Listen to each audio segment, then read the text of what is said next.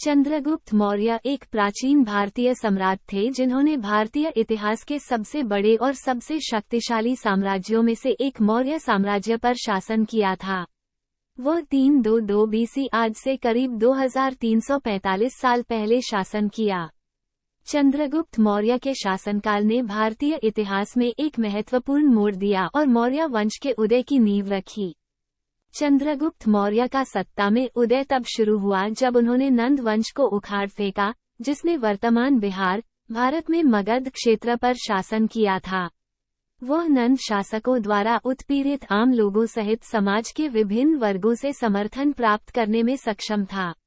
अपने गुरु चाणक्य, जिन्हें कौटिल्य या विष्णुगुप्त के नाम से भी जाना जाता है, की सहायता से चंद्रगुप्त ने एक गठबंधन बनाया और नंद वंश को चुनौती देने के लिए एक मजबूत सेना का निर्माण किया।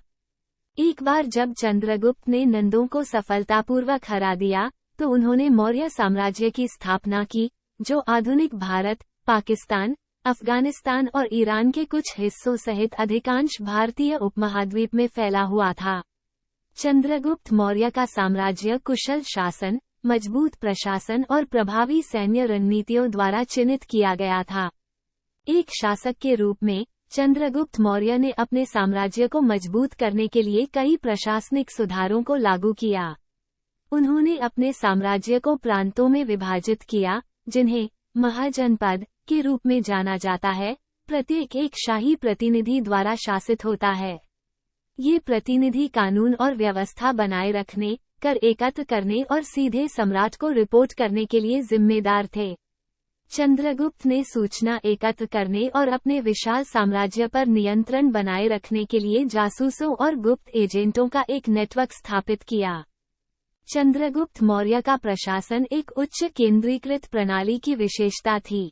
उन्होंने मंत्रियों और सलाहकारों को नियुक्त किया जिन्होंने निर्णय लेने और शासन में उनकी सहायता की।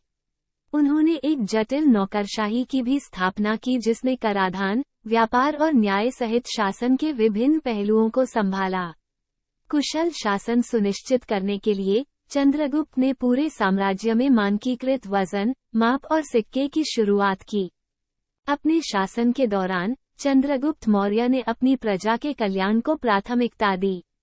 उन्होंने कृषि, सिंचाई और व्यापार को बढ़ावा देने के लिए विभिन्न नीतियों को लागू किया, जिससे साम्राज्य के भीतर आर्थिक समृद्धि आई। उन्होंने सड़कों और सार्वजनिक भवनों के निर्माण सहित बुनियादी ढांचे के विकास को प्रोत्साहित किया, जिससे उनके विशाल प्रभुत्व में व्यापार और संचार की सुविधा हुई। चंद्रगुप्त मौर्य अपने सैन्य कौशल के लिए भी जाने जाते थे। उसने एक बड़ी और अच्छी तरह से अनुशासित सेना को बनाए रखा, जिसमें पैदल सेना, घुड़सवार सेना और योद्धा हाथी शामिल थे। सेना को विभिन्न इकाइयों और डिवीजनों में संगठित किया गया था और प्रत्येक सैनिक को कठोर प्रशिक्षण दिया गया था।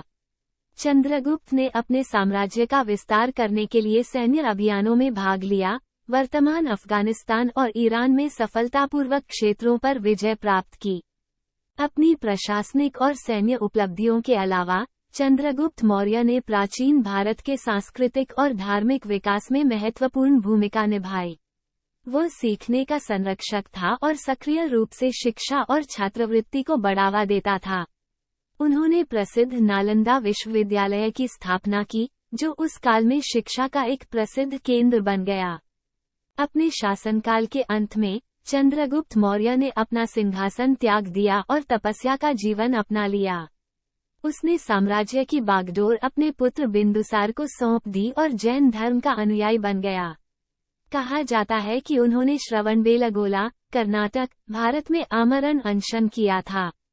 चंद्रगुप्त मौर्य के शासन ने मौर्य वंश की नींव रखी और उनकी प्रशासनिक और सैन्य रणनीतियों ने भारत में भविष्य के शासकों के लिए एक मॉडल के रूप में कार्य किया।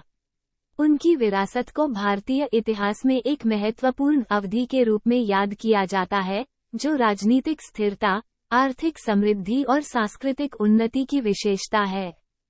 दोस्तों, वीडियो को यही समाप्त करते हैं।